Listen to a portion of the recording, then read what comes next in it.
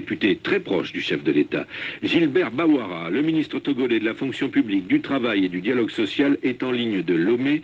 Il répond aux questions de Christophe Boisbouvier. Monsieur le ministre, bonjour. Bonjour. Dans un communiqué diffusé ce mercredi soir, la présidence togolaise annonce qu'il va y avoir un léger remaniement du calendrier des législatives qui était prévu le 20 avril. Alors ces élections, elles vont être reportées, c'est ça? Et de combien de temps? Mais j'imagine bien sûr que c'est la conclusion qu'il faut en tirer, parce que engager de larges consultations, mener un débat avec toutes les parties prenantes sur le terrain, cela signifie qu'on ne peut pas être en train de débattre en organisant en même temps la campagne. Donc la campagne électorale est repoussée. La date initiale du 20 avril sera légèrement modifiée. La date va être légèrement modifiée, dites-vous. Est-ce que les Togolais vont voter au mois de mai, au mois de juin ou au mois de juillet, voire plus tard? Non, je crois que cela n'a pas besoin de prendre des mois ou des semaines. Donc je suis certain qu'en quelques jours, il est possible de rencontrer les acteurs politiques de la société civile et les citoyens. Donc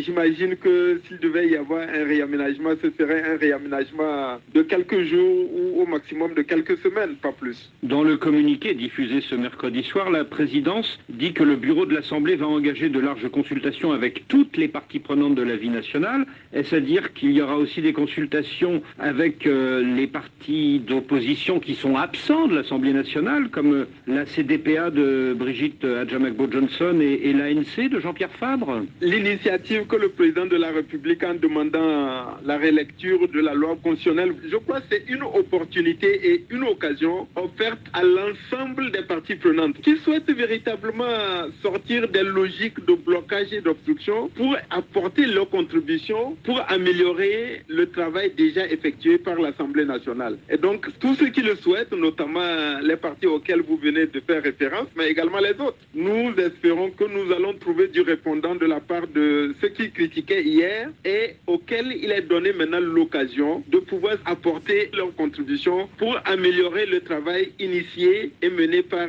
l'Assemblée nationale. Alors ces partis d'opposition, on les entend depuis une semaine, ils ne sont pas du tout favorables à ce changement de constitution. Et si demain, ils vous demandent de renoncer pour l'instant à tout changement de constitution avant les législatives, est-ce qu'ils auront une chance d'être entendus? Non, je ne crois pas que c'est dans cette optique et dans cet esprit que se situe l'initiative du président de la République en demandant la rélecture de la loi constitutionnelle votée par l'Assemblée nationale. Une loi a été votée, il s'agit d'améliorer un travail qui est déjà conçu et donc nous ne sommes pas dans une autre optique que celle de faire en sorte que les Togolais puissent comprendre le contenu de la réforme qui est menée, ses avantages et ses effets bénéfiques pour notre pays et que ceux qui le souhaitent, notamment les acteurs politiques ou de la société civile, puissent faire valoir leur point de vue et apporter leur contribution. Après cela, l'Assemblée nationale prendra ses responsabilités, la majorité prendra ses responsabilités et le processus ira à son terme.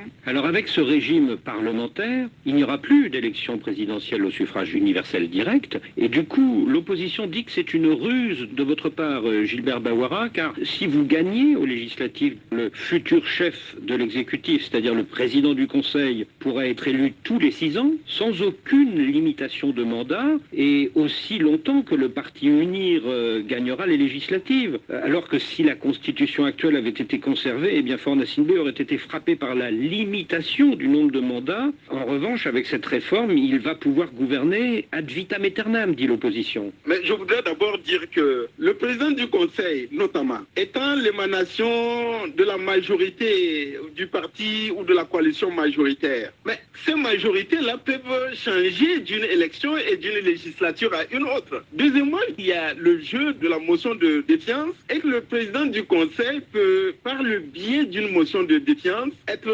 révoqué et être déchu, à condition bien entendu que les députés qui se lanceraient dans une telle initiative disposent d'une majorité alternative pour pouvoir désigner un autre président du Conseil. Et donc, ces deux considérations me font penser que le président du Conseil il ne dispose pas d'un mandat indéfini et qu'il n'est pas éternel. Monsieur le ministre, merci. Le ministre